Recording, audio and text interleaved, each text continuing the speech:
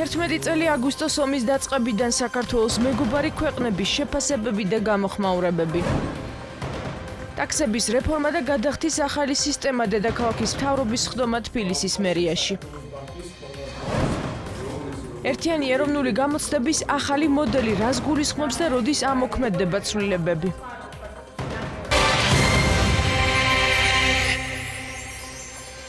კიდევ ერთხელ მოგესალმებით, მომბეს 15 საათზე მარიამ ვაშაძე წარმოგიდგენთ. 2008 წლის რუსეთ-საქართველოს ომის დაწყებიდან ზუსტად 11 წელი გავიდა. ქართული სოფლების მიმართულებით სრულად ჯერ კიდევ 2008 წლის ივლისში დაიწყო სიტუაცია განსაკუთრებით 7 აგვისტოს გამწვავდა და იბომბა ნული ავნები ფრისი დვანი, რასაც 7 აგვისტოს გვიანღამით საპასუხო ცეცხლის გახსნა მოყვა. 8 აგვისტოს დილით კი როგის გვირაბიდან ცხინვალის რეგიონში რუსეთის 58 არმიის კოლონა შემოვიდა. ქართულმა შენაერთებმა, რომლებმაც ცხინვალის ნაწილის დაკავება მოახერხეს, რუსული ავიაციის იერიშის შედეგად უკან დაიხიეს. რუსულმა ავიაციამ დაბომბა ქალაქი გორი, ფოდის ნავსადგური, სენაკისა და მარნეულის სამხედრო ბაზები, ვაზიანის ბაზა, საავიაციო ქარხანა და ქვიშიანის მთაზე მდებარე რადარი. დე-ფაქტო რეჟიმების მიერ კონტროლირებადი ტერიტორიების გარდა რუსმა სამხედროებმა ასევე დაიკავეს კოდორის ხეობა, ფოდის, ზუგდიდი, სენაკი, ახალგორი, გორის რაიონის რამდენიმე სოფელი, საჩხერის რაიონის სოფელი პერები. ინტენსიური საბრძოლო მოქმედებები 5 დღეს გაგრძელდა. აქტიური საბრძოლო მოქმედებების შეწყვეტა კი მხოლოდ საერთაშორისო თანამეგობრობის გააქტიურების შედეგად მოხერხდა.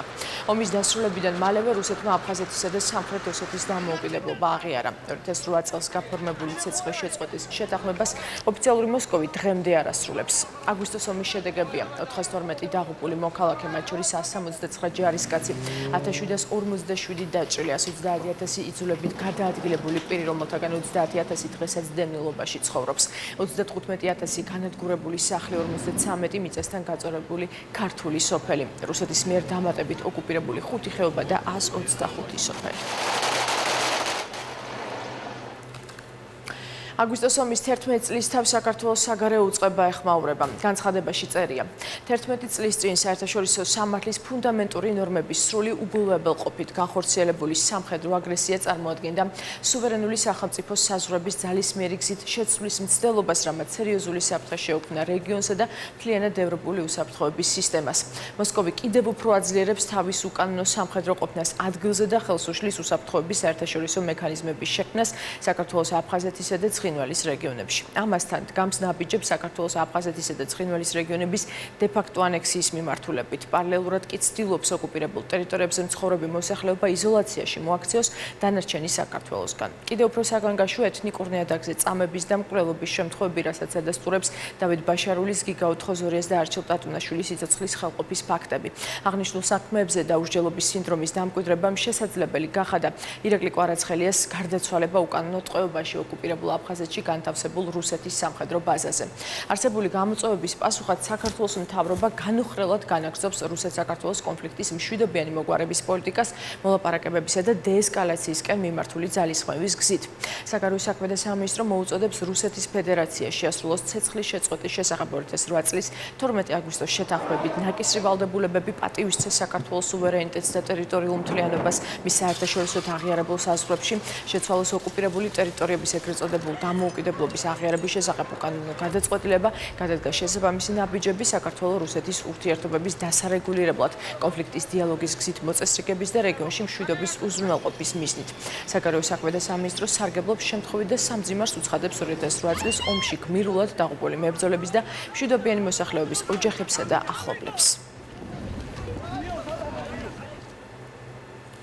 ქართული ოცნების პოლიტიკური მდივანი ირაკლი ღარიბაშვილი აგვისტოს ომთან დაკავშირებით სპეციალურ განცხადებას სოციალურ ქსელში აქვეყნებს. ღარიბაშვილის შეფასებით, ოკუპაციას ჰყავს ავტორი და ის არის რუსეთი, მაგრამ მისივე თქმით, ოკუპაციას ჰყავს თანაავტორი, რომლის გარეშეც შეუძლებელი იქნებოდა ოკუპაცია. ეს ძალა არის ნაციონალური მოძრაობა და მის ლიდერი მიხეილ სააკაშვილი, რომელთა მოღალატეობრივმა და მავნებლურმა პოლიტიკამ შესაძლებელი გახადა რუსული ოკუპაცია, წერს ღარიბაშვილი. ის ამავე განცხადებაში ამბობს, რომ გზავნილები, რომლის მიხედვითაც თითქოს საქართველომ აგვისტოს ომის ხარჯზე ამ მოისუნთქა არის ცინიზმი, განსაკუთრებით დაკარგული ტერიტორიების, გმირი მებრძოლების, გაუბედურებული ოჯახების, საკუთარი სახლკარი და ნაყრილი მოსახლეობის ფაქტორის გათვალისწინებით. ღარიბაშვილი მიხეილ სააკაშვილის განცხადებებსაც გამოეხმაურა, რომლის მიხედვითაც 2012 წელს ხელისუფლების ცვლილება თითქოს ვლადიმერ პუტინმა უზრუნველყო და ბიძინა ივანიშვილიც მან მოიყვანა ხელისუფლებაში. ღარიბაშვილის შეფასებით სააკაშვილის ამ სახის განცხადებებმა ყოველგვარ მოლოდინს გადააჭერბა. ქართული ოცნების პოლიტიკური მდივანი მიიჩნევს, რომ კოჰაბიტაცია ისეთ ძალასთან, როგორც ნაციონალური მოძრაობა, ყოველთვის ეწინააღმდეგებოდა ქართველი ხალხის ინტერესებს. აგვისტოს ომის 11 წლის თავს ეხმაურებიან საქართველოს მეგობარი ქვეყნები. უკრაინის საგარეო საქმე და სამინისტროს განცხადებაში ნათქვამია. საგარეო საქმე და სამინისტრო მკაცრად გმობს რუსეთის ომს საქართველოს წინააღმდეგ, რომელიც 2008 წლის 7 აგვისტოს დაიწყო. საქართველოს სუვერენული ტერიტორიების, აფხაზეთის და ცხინვალის რეგიონის სამხრეთ ოსეთის მიმდინარე უკანონო ოკუპაციას. ასევე საოკუპაციო რეჟიმის მიერ გადადგმულ ნაბიჯებს, რომელიც მათ ფაქტობრივ ანექსიას ისახავს მიზნად. ნათქვამია უკრაინის საგარეო უწყების გავრცელებულ განცხადებაში. აგვისტოს ომს გამოეხმაურა ლატვიის საგარეო საქმეთა მინისტრის და საქართველოს მხარდაჭერა გამოუცხადა. ჩვენ აღნიშნავთ საქართველოს წინააღმდეგ რუსეთის აგრესიის დაწყებიდან 11 წლის თავს. მე კიდევ ერთხელ ვადასტურებ ლატვიის უცვლელ მხარდაჭერას საქართველოს ტერიტორიული მთლიანობისა და სუვერენიტეტის მიმართ. რუსეთმა უნდა დაასრულოს საქართველოს ტერიტორიების ოკუპაცია და გაიყვანოს თავის ჯარები, წერს სოციალურ ქსელ ტვიტერში ედგარ რინკევიჩი. ტვიტერში განცხადება გავრცელა ლატვიის საგარეო საქმეთა სამინისტრომაც და საქართველოს მხარდაჭერა გამოუცხადა. ვეხმაურებით 2008 წლის რუსეთის სამხედრო აგრესია საქართველოში. ლატვიის საგარეო საქმეთა სამინისტრო კიდევ ერთხელ მტკიცედ ადასტურებს მის მხარდაჭერას საქართველოს სუვერენიტეტისა და ტერიტორიული მთლიანობის მის საერთაშორისო აღიარებულ საზღვრებში. ვკითხულობ ლატვიის საგარეო საქმეთა სამინისტროს განცხადებაში. აგვისტოს ომთან დაკავშირებით სოციალურ ქსელ ტვიტერში საქართველოს მხარდაჭერ გზავნილს აკეთებს ლიეტუვის საგარეო საქმეთა მინისტრიც. 11 წელი საქართველოს წინააღმდეგ წინასწარ განზრახული აგრესიის შემდეგ რუსეთი განაგრძობს მცოცავ ანექსიას და საქართველოს ტერიტორიების 20%-ის ოკუპაციას. სამწუხაროდ გაკვეთილი ვერ ვისწავლეთ, რასაც ყირიმი და დონბასი მოყვა, ამას არასდროს არ უნდა შევურიგდეთ, აღნიშნავს ლინას ლინკევიჩუსი. აგვისტოს ომის 11 წლის თავს ეხმაურება ბრიტანელი პოლიტიკოსიც კონსერვატული პარტიის წევრი ჯონათან ჯენოგლი, რომელიც სოციალურ ქსელ ტვიტერში წერს. 11 წელი გავიდა აფხაზეთისა და ცხინვალის რეგიონის სამხრეთ ოსეთის რუსეთის უკანონო ოკუპაციიდან. ვაჩვენოთ ჩვენი მხარდაჭერა საქართველოს სუვერენიტეტის, ტერიტორიული მთლიანობის, ევროპული და ევროატლანტიკური მისწრაფებების მიმართ, ვკითხულობთ ჯონათან ჯენოგლის განცხადებაში. განცხადება გავრცელა რუმინეთის საგარეო საქმეთა სამინისტრომაც. რუმინეთი მტკიცედ ადასტურებს საქართველოს სუვერენიტეტისა და ტერიტორიული მთლიანობის სრულ მხარდაჭერის საჭიროებას. ჩვენ განვაგრძობთ ევროკავშირისა და ნატოს მიმართულებით საქართველოს მისწრაფებების აქტიურ მხარდაჭერას. ნათქვამია განცხადებაში. აგვისტოს ომის 11 წლის თავთან დაკავშირებით მუხათგვერდის ძმათა სასაფლაოზე დაღუპული ჯარისკაცების ოჯახის წევრები მივიდნენ. მათ დაღუპულები გაიხსენეს და მათ ხსოვნას პატივი მიაგეს. ძმათა სასაფლაოზე ასევე იმყოფებოდნენ ვეტერანი სამხედრო პირები, საქართველოს ამპუტანტ ფეხბურთელთა ასოციაციის წევრები. ასოციაციის პრეზიდენტის განცხადებით ვეტერანი სამხედროები ქვეყნის ინტერესებს ახლა სპორტულ არენაზე იცავენ.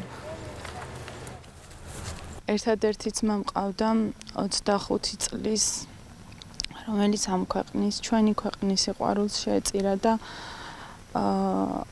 მთლიანი 11 წელი ვცხოვრობ იმ მოგონებებზე და იმ გზას გავდივარ, რისთვისაც ის იბრძოდა იმ თავისუფლებისთვის, რომელმაც თავისუფლებამაც დღემდე მოგვიყვანა ჩვენ, თითოეული ჩვენთაგანი.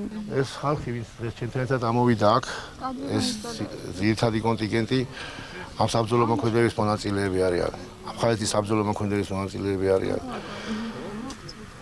მათ მიიღეს საბრძოლო მოქმედების დროს დასახიჩრებები და დღესდღეობით აგრძელებენ ცხოვრებას და ეს ქვეყნის ამსახურს უკვე იმ კუთხით, რომ საქართველოს ღირსებას და საქართველოს სახელს იცავენ სპორტულ არენაზე.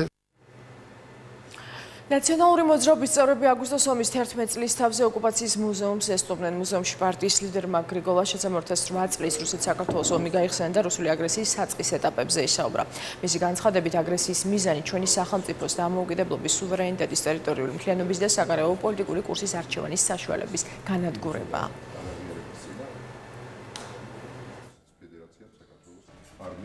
იმ პირობებში, რა პირობებში დღეს ვცხოვრობ, როდესაც ეგრეთ წოდებული ხელისუფლებისთვის თავისივე მოქალაქეების ნახევარზე მეტი არის მტერი, გაცილებით უფრო დიდი, ვიდრე ეს არის რუსეთის ფედერაცია. როდესაც ისინი ებრძვიან არა რუსეთის ფედერაციის აგრესიას, მცოცავ ოკუპაციას, მოქალაქეების ყოველდღიურ გატაცებას, არამედ თავისუფალ ტელევიზიებს, ამ პირობებში, რა თქმა უნდა, ვერავითარ მიზანს ვერ მივახცევთ. რუსული ოკუპაცია გააპროტესტეს საოკუპაციო ხაზთან. ცხინვალიდან რამდენიმე კილომეტრში სოფელ ერგნეთში ევროპული საქართველოს ლიდერმა დავით ბაქრაძემ და ადგილობრივმა მოსახლეობამ მსვლელობა გამართეს საქართველოში რუსული აგრესიის გასაპროტესტებლად. ერგნეთში მშვიდობიანი აქცია გაიმართა სამოქალაქო აქტივისტების მიერ და სიმბოლურად მათ საშიფრანები გაუშვეს. დღევანდელი აქციის მთავარი მიზანია კიდევ ერთხელ დავანახოთ ყველას, რომ საქართველო არასდროს არ შეეგუება ოკუპაციას და საქართველო არასდროს არ შეეგუება იმას, რომ ჩვენი მიწის, ჩვენი წინაპართა მიწის, ჩვენი ქვეყნის მიწის ნაწილი კონდეს ოკუპირებული და წაღებული უცხო სახელმწიფოს. პოლიტიკოსებს მიმართავ, რომ უფრო ეფექტურები იყავით, უფრო კონსტრუქციულები იყავით და უფრო შედეგზე ორიენტირებული, ვინაიდან რუსს აქვს ერთი კონკრეტული გეგმა, არ უხევს ამ გეგმას, ეს მცოცავი ოკუპაცია მოდის და ყველა შევახსენე მათ შორის საქართველოს პრეზიდენტსაც, რომ ზუსტად 7 აგვისტოს დაიწყო რუსეთმა ომი და არა საქართველო. ლეიბორისტული პარტიის ლიდერი შალვა ნათელაშვილი საქართველოს პარლამენტს ქართველი ერის ისტორიული და მიმდინარე გენოციდის შესახებ დადგენილების მიღებისკენ მოუწოდებს. მისი განცხადებით, საქართველოს საუკუნეების მანძილზე განიცდიდა გენოციდს სხვადასხვა ქვეყნის მხრიდან. განსაკუთრებულ აქცენტს ლეიბორისტული პარტია რუსეთზე აკეთებს. პარტიის წევრები დადგენილების მიღების მოთხოვნით პარლამენტს უახლოეს დღეებში მიმართავენ. აღიდგინოთ ტერიტორიული მთლიანობა. სისტემა ფაქტიურად ბარიერია, მაგრამ ამგვინ უბარიეროა. ახაც ფაქტურად თუ სოფლიო არ გვაღიარა გენოციდის მსხვერპლ ერად. ამისათვის ჯერ ჩვენ უნდა ვაღიაროთ ჩვენი თავი. რაც არ გაგვიკეთებია, მე მოუწოდებ ოქროს ქვიშებზე წაბზანებულ პარლამენტის წევრებს. შეწყვიტეთ დასვენება, სასწრაფო დაბრუნდით თბილისში და მიიღეთ დადგენილება. სხვა შემთხვევაში რუსეთის პრეზიდენტი პუტინი აპირებს იგივე დადგენილების მიღებას, ოღონდ იმ განსხვავებით, რომ იქ ჩვენ ვართ გენოციდის ავტორები. 2008 წლის აგვისტოს ომის 11 წლის თავთან დაკავშირებით ცხინვალის საოკუპაციო რეჟიმმა ეგრეთ წოდებული საზღვარი ჩაკეტა. ეგრეთ წოდებული სამხრეთ ოსეთის საინფორმაციო სააგენტო რესის ინფორმაციით ცხინვალში დღეს და ხვალ სხვადასხვა ღონისძიების გამართვა იგეგმება. შეზღუდვა ეგრეთ წოდებულ გამშვებ პუნქტებზე 6 აგვისტოს 20 საათზე ამოქმედა და 9 აგვისტოს დილის 6 საათიდან მოიხსნება. ქეთევან ციხელაშვილი საოკუპაციო რეჟიმის გადაწყვეტილებას ეხმაურება. მისი თქმით, დე-ფაქტო ხელისუფლების ეს ნაბიჯი მოსახლეობას დამატებით სირთულეებს უქმნის, თავად გადაწყვეტილება კი არალეგიტიმურია. სამწუხაროდ ცხინვალის მიმართულებით გადაადგილების ფაქტობრივად სრული შეზღუდვა ამ დღეების განმავლობაში ერთგვარ წესად ექცა რეჟიმს, რაც რა თქმა უნდა აბსოლუტურად მიუღებელია და აბსოლუტურად არანაირი გამართლება და ლეგიტიმაცია არ გააჩნია. 2008 წლის რუსეთ-საქართველოს ომის მე-11 წლის თავის წინ ვლადიმერ პუტინის შეხვედრა სოხუმის საოკუპაციო რეჟიმის ლიდერთან წარმოადგენს მორიგ უკანონო მცდელობას მოახდინოს საოკუპაციო რეჟიმების ლეგიტიმაცია და დააკანონოს საკუთარი კონტროლი ოკუპირებულ რეგიონებზე. ამის შესახებ საქართველოს საგარეო საქმეთა სამინისტროს ოფიციალურმა წარმომადგენელმა განაცხადა. ვლადიმერ კონსტანტინიდის შეფასებით რუსეთის აღნიშნული ქმედება მიმართულია საქართველოს სახელმწიფოებრიობის, სუვერენიტეტის და ტერიტორიული მთლიანობის წინააღმდეგ და უხეშად უგულებელყოფს საერთაშორისო სამართლის ფუნდამენტურ ნორმებს. ვლადიმერ პუტინი რაულ ხაჯიმბას სოჩში შეხვდა. რუსეთის პრეზიდენტის ადმინისტრაციის ვებგვერდზე გამოქვეყნებული ინფორმაციის თანახმად შეხვედრაზე ორმხრივი სოციალურ-ეკონომიკური ურთიერთობები განიხილეს. 2008 წლის აგვისტოს რუსეთ-საქართველოს ომის მე-11 წლის თავის წინ ვლადიმერ პუტინის შეხვედრა სოხუმის საოკუპაციო რეჟიმის ლიდერთან წარმოადგენს მორიგ უკანონო მცდელობას მოახდინოს საოკუპაციო რეჟიმების ლეგიტიმაცია და დააკანონოს საკუთარი გავლენა ოკუპირებულ რეგიონებზე. აღნიშნული ქმედება მიმართულია საქართველოს სახელმწიფოებრიობის, სუვერენიტეტისა და ტერიტორიული მთლიანობის წინააღმდეგ და უხეშად უგულებელყოფს საერთაშორისო სამართლის ფუნდამენტურ ნორმებს. რუსეთის მსგავსი მცდელობების მიუხედავად საერთაშორისო თანამეგობრობა არასდროს შეეგუება საქართველოს განუყოფელი რეგიონების უკანონო ოკუპაციას, ურყევად უჭერს მხარს საქართველოს სუვერენიტეტს, ტერიტორიულ მთლიანობას, აფხაზეთისა და ცხინვალის არაღიარების პოლიტიკას. ვლადიმერ პუტინისა და რაულ ხაჯიმბას შეხვედრას აფასებენ ქართველი პოლიტიკოსებიც. თქვენ არ გეგონოთ რომ ამის სერიოზულზე ლაპარაკობდნენ. ეს იმისთვის არის საჭირო, პუტინმა დაანახოს თავისივე ამომრჩეველს, რომ არსებობს ბრჭყალებში დამოუკიდებელი სახელმწიფო აფხაზეთი. ჩვენ უნდა გქონდეს კარგად მოფიქრებული შიდა პოლიტიკური გეგმა, იმიტომ რომ აფხაზური თემის უამრავი წარმომადგენელი უკვე ხდება რომ მათი როგორც ეთნოსის ფიზიკური გადარჩენა საქართველოს გარეშე და ქართველების გარეშე არის შეუძლებელი. ეს არ არის პირველი შეხვედრა რუსეთის პრეზიდენტის და დე-ფაქტო ხელისუფლების ლიდერების, რაც არის ჩვეულებრივი რუსული საოკუპაციო ნარატივის გაგრძელება და მორიგი უკანონობის გამოვლინება. საქართველოს იყენებს მის ხელთ არსებულ ყველა ბერკეტს, როგორც ჩვენი საერთაშორისო პარტნიორების ძალისხმევას, რათა განხორციელდეს და გაგრძელდეს კიდევ უფრო მეტი ზეწოლა რუსეთის ფედერაციაზე, რათა ამ უკანასკნელმა მოახდინოს ჩვენი ტერიტორიების დეოკუპაცია და შეასრულოს აგვისტოს ცეცხლის შეწყვეტის შესახებ შეთანხმებით ნაკისრი ვალდებულებები. ეს გახდათ მორიგი შეხვედრა, ესეთი ფიგურალური სვლა, რითაც რუსეთი ცდილობს ლეგიტიმაციას მისი ძალისმიერი პოლიტიკის და სამხრივი აღიარების, რომელმაც ვერ პოვა ვერანაირი მხარდაჭერა საერთაშორისო თანამეგობრობაში. თქვენ იცით, რომ ასევე ჩანიშნულია ეგრეთ წოდებული საპრეზიდენტო არჩევნები აფხაზეთში და მგონია, რომ ეს სვლა ახლა დაკავშირებული იყო ამ ეგრეთ წოდებულ არჩევნებთან. სატრანსპორტო პოლიტიკა, ტაქსების რეფორმა და გადახდის ახალი სისტემა. თბილისის მერიაში დედაქალაქის მთავრობის ხდომა გაიმართა. კახაკალაძემ საზოგადოებასა და ტაქსის მძღოლებს იმ სიახლის შესახებ აცნობა, რომლის საშუალებითაც მოქალაქეები ტაქსით მგზავრობის აფასურის გადახდას უნაღდო ანგარიშწორებით შეძლებენ. კონკრეტულად გადახდის რა სისტემას დაანერგავს მერია და ვინ შეძლებს ამ სიახლის სარგებლობას, ამას მარიამ სეთურიძე გვეტყვის, რომელიც პირდაპირ ეთერში გვერდება. მარიამ, გისმენთ. დიახ, დედაქალაქის მთავრობის დღევანდელ სხდომაზე თბილისის მერმა ტაქსების რეფორმასთან დაკავშირებით ისაუბრა და მოქალაქეებს და ტაქსის მძღოლებს იმ სიახლეების შესახებ უამბო, რომელიც ამ მიმართულებით იგეგმება. თბილისის მერის განცხადებით, კატეგორიის ტაქსებში განთავსდება ეგრეთ წოდებული QR კოდი, რომლის მეშვეობითაც მგზავრები საკუთარი მგზავრობის აფასურის გადახდას შეძლებენ. თბილისის მერის თქმით, ეს ტაქსის მძღოლებს დაეხმარებათ საკუთარი საბანკო ისტორიის შექმნა, მათ დაუფიქსირდებათ თანხების ბრუნვა საკუთარ საბანკო ანგარიშზე და შესაბამისად ისინი შეძლებენ სხვადასხვა საბანკო სერვისებით სარგებლობას. კახაკალაძის თქმით, მან ასევე მოუწოდა ტაქსის მძღოლებს, რომ 10 აგვისტოს შეწყდება ვაუჩერების გაცემა ტაქსის მძღოლებისათვის და თბილისის მერმა ტაქსის მძღოლებს მოუწოდა, რომ მაქსიმალურად სწრაფად მიაკითხონ შესაბამის სერვის ცენტრებს და მოაწესრიგონ საკუთარი ავტომობილები. აპლიკაცია საქართველოს ბანკის ყველას გვაქვს smartphone-ებზე, როგორც App Store-დან, ასევე Play Store-დან არის შესაძლებელი ამ აპლიკაციის გადმოწერა საქართველოს ბანკის და ჩვეულებრივად ერთი ღილაკის დაჭერით ირთვება კამერა, რომელიც დაადებს თვითონ ამ QR კოდს და მიუთითებ შენ თვითონვე თანხას თუ რა საფასური არის შენი ტაქსის მგზავრობის და ძალიან მარტივად იხდი და ეს თანხა, რომელიც შენ ჩამოგეჭრება საბანკო ანგარიშიდან, აისახება ტაქსის მძღოლის საბანკო ანგარიშზე. ტაქსის მძღოლისთვის ხელმიუწვდომელი იყო საბანკო სერვისები, იქიდან გამომდინარე, რომ ბანკის მიერ არ იყო აღიარებული მისი შემოსავალი, რადგან შემოსავალი არსად არ ჩანდა ნაღდი ფულის მოძრაობის მეშვეობით. ეხლა ეს ხდება უკვე ელექტრონული მეშვეობით, ნებისმიერი პირი ტაქსის მძღოლი დაწერს მის საბანკო ისტორიას და უკვე ხელმისაწვდომი ხდება მისთვის საბანკო სერვისები. განმადება იქნება სამხმარებლო სესხი, მათ შორის არაუზრუნველყოფილი სესხები თუ სხვა სერვისები.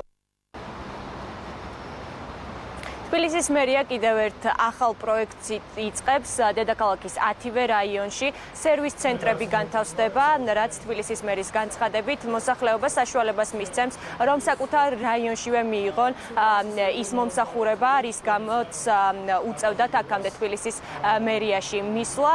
კახაკალაძის თქმით, მან ჯერ კიდევ წინასაარჩევნო პერიოდში დაპირება გასცა მოსახლეობის მიმართ, რომ მაქსიმალურად კომფორტს შეუქმნიდა მათ და შესაძლებლობას მისცემდა, რომ ყველა საჭირო სერვისი მათ უპრობლემოდ მიიღოთ. შესაბამისად, გამომდინარე აქედან მერია მიიღო გადაწყვეტილება, რომ აღნიშნული სერვის ცენტრები განთავსდეს ყველა რაიონში. თბილისის მერის განცხადებით, პროექტი სავარაუდოდ წლის ბოლოს დასრულდება. ამ კონკრეტულ მონაკვეთზე გარდა ამისა, დარჩენილია დახაზებული არის და ჩვენ ეს ვიწყებთ უკვე ორშაბათიდან მის განხორციელებას. ეს არის ქალაქის 10-ვე რაიონში შეიქმნას სპეციალური სერვის ცენტრები, სადაც ადამიანებს დღეს რომ ყველას მერიაში უწევს მოსვლა, ეს ამის საჭიროება აღარ იქნება და თავიანთ რაიონებში ექნებათ შესაძლებლობა მივიდნენ ამ სერვის ცენტრებში და მიიღონ ყველა ის სერვისი, რაც დღეს მერიაში არსებობს. თბილისის მერია ცოტნე დადიანის და თამარ მეფის დაკავშირებას განიხილავს, როგორც დღევანდელ მთავრობის ხდომაზე დედაქალაქის მერმა განმარტა სპეციალური კვლევების შემდეგ შესაძლოა აღნიშნული პროექტის განხორციელება დაიწყოს. თბილისის მერიამ კვლევას კომპანია სისტრა ჩაატარებს და აღნიშნული კვლევის საფუძველზე გადაწყდება ღირს თუ არა ამ პროექტის განხორციელება. თბილისის მერის განცხადებით მთავარი მიზანი აღნიშნული პროექტის არის, რომ დედაქალაქის ამ მონაკვეთზე სატრანსპორტო მოძრაობა იყოს უფრო მეტად თავისუფალი. მადლობთ მარიამ საცურიძე საუბრობდა პირდაპირ ეთერში. განათლების კომპლექსური რეფორმის ფარგლებში 2020 წელს აბიტურიენტები ერთიან ეროვნულ გამოცდებს ახალი მოდელით ჩააბარებენ. სიახლე გულისხმობს ერთი მხრივ გამოცდების რაოდენობის შემცირებას 4 სავალდებულო გამოცდიდან 3-მდე, მეორე მხრივ კი აბიტურიენტების მზაობის უკეთ შეფასებას კონკრეტული პროგრამისთვის. დეტალებს მარიამ მენაბდე გაგვაცნობს ახლა პირდაპირ ეთერში. მარიამ, გისმენთ. ვიდრე უშუალოდ სიახლეებზე გიამბობდეთ, გეტყვით, რომ განათლების სამინისტროში ამ ცვლილებებს ხსნიან იმ შეუსაბამობით, რომელიც საგანმანათლებლო სისტემასა და საუნივერსიტეტო პროგრამებს შორის არსებობდა. მაგალითად, მათ დაგვისახელეს მაგალითად ინჟინერიისა თუ ინფორმატიკის მიმართულებები, სადაც 50-70% სტუდენტებისა ხვდებოდნენ ჰუმანიტარული საგნებით ან გეოგრაფიით, რაც მათი თქმით არ არის რელევანტური და შესაბამისად სწორედ აი ამ პრობლემის აღმოფხვის მიზნით გადაწყვიტეს მან შეიმუშაონ ახალი პროგრამა და ეხლა რას გულისხმობს ზუსტად ეს ახალი ინიციატივა. სავალდებულო საგნების ჩაბარება 4-ის ნაცვლად აბიტურიენტებს მოუწევთ. 3-ჯერ, აქედან ერთ-ერთი აუცილებლად იქნება ქართული ენა, ერთ-ერთი იქნება უცხო ენა, რაც შეეხება მესამე საგანს, ამას უკვე გამიჯნავს მათი ინტერესები და მათი მიმართულებები. მაგალითად, ვისაც ჰუმანიტარული მიმართულება აინტერესებს, მესამე საგნად ჩააბარებს ისტორიას, თუ საბუნებისმეტყველო და ტექნიკური მიმართულება აინტერესებს მათემატიკას და თუ სოციალური და საზოგადოებრივი ან ისტორიას, ან მათემატიკას. 16 სექტემბერს გვეცოდინება ჩვენ უფრო ზუსტად თუ რომელი უნივერსიტეტები, რომელ პროგრამაზე რა დამატებით საგანს შემოთავაზებენ, ეს იმ შემთხვევაში, რომელიც მკაცრად გამიჯნული არ არის, თუმცა არის მკაცრად გამიჯნული მიმართულებებით, როგორიც არის მაგალითად ჯანდაცვა. ჯანდაცვა არის ერთადერთი მიმართულება, სადაც 4 სავალდებულო საგანი ბარდება. ეს არის ქართული, უცხო ენა, ბიოლოგია და ფიზიკა, ქიმია და მათემატიკა შორის მოუწევთ არჩევანის გაკეთება სტუდენტებს. კიდევ ერთი გამონაკლისი არის შემოქმედებითი მიმართულებები, როგორც არის სასპორტო თუ სახელოვნებო. აქ 2 გამოცდა ჩაბარდება, ქართული და უცხო ენა პლუს ის შემოქმედებითი ტური, რაც აქამდეც ტარდებოდა ხოლმე. განათლების სამინისტროში გვეუბნებიან, რომ ზოგადი უნარები არ გაუქმებულა, ანუ ამას აზუსტებენ, ის რომ ის აღარ არის სავალდებულო საგნების სიაში, არ გულისხმობს იმას, რომ ის საერთოდ გაუქმდა, ის რჩება დამატებითი საგნების სიაში, რომელიც დიდი წარმატებით შეიძლება ნებისმიერმა უნივერსიტეტმა შესთავაზოს აბიტურიენტს. საგრანტო ნაწილზეც გვესაუბრენ განათლების სამინისტროში და გვითხრეს, რომ გრანტები განისაზღვრება იმ 3 საგნის 3 საგანზე დაყრდნობით, რომელსაც აბარებს აბიტურიენტი, თუმცა თუ უნივერსიტეტი ითხოვს მე-4 საგნის ჩაბარებას, მაშინ ეს იქნება კიდევ ერთი დამატებითი შანსი და დამატებითი კონკურსი აბიტურიენტისთვის, რომ გრანტი მოიპოვოს. წარმოვადგინეთ მომავალ წლის გამოცდების ცვლილებები, რომელიც შეეხება ეროვნულ გამოცდებს, რომელიც დაფუძნებულია იმ კვლევებზე, რომელიც ამ პერიოდში მიმდინარეობდა, ასევე ექსპერტულ შეფასებებთან, მუდმივ კონსულტაციებთან ჩვენ საუნივერსიტეტო სივრცეებში. ის ცვლილებები შეეხება რეალურად, რომლის ერთ-ერთი მთავარი მიზანი არის საუნივერსიტეტო პროგრამა და აბიტურიენტის, ესე ვთქვათ, ჩასაბარებელი გამოცდები გახდეს რელევანტური, ერთმანეთთან შესაბამისობაში იყოს. გვაქვს რამდენიმე დაყოფა ტექნიკური მიმართულებით, ისეთ სავალდებულო საგნებთან, როგორიც არის, თქვა, ესეთ შემთხვევაში ქართული უცხო ენა, იქნება მათემატიკა, ჰუმანიტარული მიმართულებით, იქნება ასევე უცხო ენა, ქართული და ისტორია. უნივერსიტეტს აქვს საკუთარი არჩევანი, საკუთარი პროგრამიდან გამომდინარე, რომ დაამატოს მე-4 საგანი, რომელსაც თვითონ უნივერსიტეტი წყვიტავს. სწავლების ხარისხით ახლა ჩვენ ვერ დავიკვეხნით და ესე ვთქვათ ვერ ვიამაყებთ და სწორედ ამიტომ მიმდინარეობს ეს კომპლექსური რეფორმები, რომ სწავლების ხარისხი გავაუმჯობესოთ. ყველა საგნობრივი ტესტი შედგენილი იქნება ისე, რომ მასში ამოწმოს ანალიტიკური უნარები. ეს არის ძალიან მნიშვნელოვანი კრიტიკული აზროვნება, შემოქმედებითი აზროვნება, აბიტურიენტის განსჯის უნარი, შეფასების უნარი და ჩვენ ვიზრუნებთ ამაზე, რომ საგნობრივი ტესტებში ეს იყოს ასახული და ეს უნარები გამოიცადოს. მიხეილ ბატიაშვილმა ჩვენთან საუბარში ისიც განმარტა, რომ 2019 წლის ეროვნული გამოცდების შედეგები არ არის გაუმჯობესებული და ეს რეფორმა ერთგვარად გამოძახილშია, ესე ვთქვათ, ამ შედეგებთან და ისახავს მიზნად იმას, რომ ეს პრობლემები, რაც საგანმანათლებლო სისტემაში არსებობს, გამოსწორდეთ. მე შეგახსენებთ, რომ ერთიანი ეროვნული გამოცდები 2005 წლიდან ჩაეშვა, ესე ვთქვათ, საგანმანათლებლო სისტემაში და ჩაეშვა თავდაპირველად ზოგადი უნარების გამოცდების გათვალისწინებით და 2020 წელი იქნება პირველი წელი, რომელიც ზოგად უნარებს სავალდებულო საგნად აღარ მოიაზრებს. მადლობთ მარიამ მენაბდეს საუბრობდა პირდაპირ ეთერში. ხმაური იყო რამდენიმე წუთის წინ იუსტიციის უმაღლეს საბჭოში უზენაეს სასამართლოს მოსამართლეობის კანდიდატთან ნუგზარ სხირტლაძესთან გასაუბრების დროს. სიტყვიერი დაპირისპირება საბჭოს არამოსამართლე წევრის ნაზი ჯანეზაშვილის კითხვას მოყვა, როდესაც მან კანდიდატს კითხა ეხმარებოდა თუ არა მიხეილ ჩინჩალაძეს უზენაეს სასამართლოში მუშაობისას გადაწყვეტილების დაწერაში. ჯანეზაშვილის თქმით, ეს კითხვა მას მოქალაქე მისწერა. მიუხედავად იმისა, რომ კანდიდატის მხრიდან კითხვაზე პასუხი უარყოფითი იყო, კითხვამ საბჭოს მოსამართლე წევრთა გაღიზიანება გამოიწვია. ამ დროისთვის სხირტლაძესთან გასაუბრება დასრულებულია, საბჭოს წევრების კითხვებს კი თამარ ლალიაშვილი პასუხობს. ერთ-ერთმა მოქალაქემ მომწერა, რომ მიხეილ ჩინჩალაძეს ეხმარებოდა გადაწყვეტილების დაწერაში. საერთოდ ჭორაობა არის, საბჭოს ხომა არის და მოქალაქემ მოხწერათ ვიღაც ჭორაობს. აი სულ ამ სიტყვის გაგებით. თქვენ არ მინდოდა რომ დამეზუსტებინა ბატონო. არა, არანაირი ეს კი ამასთან არაფერი. მინდოდა რომ დამეზუსტებინა. ხედავს საზოგადოება კოლეგებო, ხედავს რა სტანდარტებს ამკვიდრებს ხალბატონი ნაზი, ამიტომ ვაცადოთ. დიახ, ეს არის სტანდარტი, როდესაც საზოგადოებას მოსამართლეობის კანდიდატთან აქვს შეკითხვები და ამას დასვამ კოლეგიურ ორგანოში ამ შეკითხვას, მე ამაში საზოგადოებას ვიღაც ავანტყოფს რაღაცა თავში მოვიდა, ვინ საზოგადოებას ვიღაც ავანტყოფს რაღაცა თავში მოვიდა, ვინ არის? ნუ ვიღაც დაავადებული ალბათ, ნუ ფსიქიურად, ნუ რომ ვიზე უნდა ვლაპარაკობთ, ეხლა ესეთ რაღაცა ვიღაცას რომ მოვიდეს თავში, ეს საზოგადოებას ასაღებთ ეხლა? საზოგადოებას ასაღებთ? შეურაცხყოფას თქვენ აყენებს ეხლა მოსამართლეს და სასამართლოს თქვენ აყენებთ შეურაცხყოფას და კანდიდატსაც აყენებთ შეურაცხყოფას. ამდენი არ გესმის? ეს არის კანდიდატის შეურაცხყოფა, როდესაც მოქმედი მოსამართლეს ეკითხები მისივე განმარტებით რომელიღაც მოქალაქის შეკითხვას, რომ თურმე ერთი მოსამართლე მეორეს უწევს გადაწყვეტილებებს. ეს არის კიდევ ერთხელ უკვე სისტემატიური ხასიათი აქვს მიცემული მოსამართლეების შეურაცხყოფას. ამიტომაც მოსამართლე წევრების პროტესტი ამ შეკითხვის მიმართ იყო აბსოლუტურად ბუნებრივი. როგორც კი ჩინჩალაძეს ვახსენებ, როგორც კი მურუსიძეს ვახსენებ, ეს წევრები, მოსამართლე წევრები იწყებენ მაშინვე სხვადასხვა არარელევანტურ, ასე ვთქვათ, რეპლიკებს, გამოსვლებს ჩემს მიმართ სხვადასხვა ტიპის, ასე ვთქვათ, განცხადებებს, რომელიც სრულიად არ არის ნორმალური გასაუბრების პროცესში და მიმაჩნდა, რომ მათ უნდა დამაცადონ, დავასრულო შეკითხვა და დავალოდო კანდიდატის პასუხს. ამ დროისთვის დასრულებულია საინფორმაციო პროგრამა პირდაპირ ეთერში უკვე 18 საათზე დაბრუნდება, მანამდე კი დღის სიახლეებს გაეცანით 1 ტივიჯიზე.